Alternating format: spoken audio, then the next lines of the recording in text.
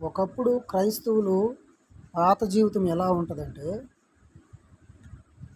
విగ్రహారాధనలో ఉండేటప్పుడు బూతులు, చెడ్డ మాటలు, ఇక రౌడీయిజం, కోపంగా ఎవరు చూసినా కొట్టే విధంగా దూషణ మాట్లాడుతూ ఏంది దొంగతనం, వ్యభిచారం, కుళ్ళు, కుతంత్రత, అసూయ, ద్వేషం, కలహములు ఇవన్నీ కూడా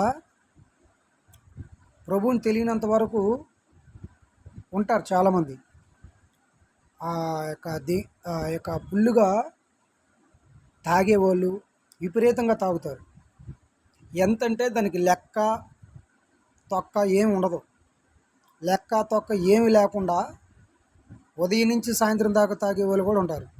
అలాంటి భయంకరమైన మూర్ఖులు కూడా దేవుని వాక్యం ద్వారా అయ్యో నీ యొక్క జీవితం ఇలా కట్టుకోవాలి అని చెప్పి దేవుని వాక్యం ద్వారా మారి చాలామంది చర్చికి వచ్చి బాగుపడిన వాళ్ళు చాలామంది ఉన్నారు.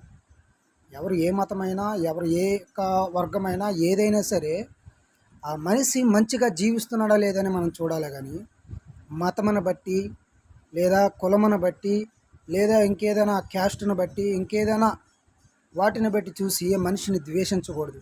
వాడిలో ద్వేషం పెరిగిందంటే వాడిప్పుడు దాకా ఉన్న మంచి యొక్క విధానాన్ని మళ్ళీ వెనక్కి వెళ్ళాడంటే వాడిని ఆపలేము. వాడు వెనక్కి వెళ్ళాడంటే వాడిని మనము కంట్రోల్ చేయలేము. ప్రభుత్వాల వల్ల కాలేవు, పోలీస్ వ్యవస్థ వల్ల కూడా కాలేదు, మరి కోర్టుల వల్ల కూడా కాలేదు. ఎందుకంటే వాడు ఒకప్పుడు భయంకరమైన మూర్ఖుడు. వాడు ఒకప్పుడు తాగుబోతు, ఒకప్పుడు మర్డరిస్టు, రౌడీ షీటరు, లేదా ఒకప్పుడు దుర్మార్గపు వేషాలు, దొంగతనం, వ్యభిచారం, రకరకాల వేషాలు వేసుకున్నవాడు వాక్యం ద్వారా, లేదంటే ఏదైనా గుడికి వెళ్ళటం ద్వారా, ఏదైనా మందిరంకి వెళ్ళడం ద్వారా ఏదో ఒక విధంగా వాడు మారి మంచిగా జీవిస్తాడు. వాడిని జీవించిన వాడిని మనము ఇబ్బంది కలిగి చేస్తే వాడు కానీ వెనక్కి తిరిగి అరే ఇంత మంచిగా ఉంటున్న వీళ్ళు మనల్ని విమర్శిస్తూ, మనల్ని అవమానపరుస్తూ, గాయపరుస్తూ మన మీద దాడి చేస్తున్నారంటే వాడు వెనక్కి తిరిగాడంటే మనం ఆపలేము. చర్చిలోకి వచ్చిన వాళ్ళు కూడా 100కి 90% ఇలాంటి మూర్ఖత్వం వల్లే చర్చిలోకి వచ్చి మారి మంచి జీవితాన్ని కలిగి ఉంటున్నారు. అలాంటి వ్యక్తులు మరలా తిరిగి కానీ వెనక్కి తిరిగితే దేశము మత విద్వేషాలతో, గొడవలతో రెచ్చిపోయి అనేకమైన మారణ హోమం చూస్తాం.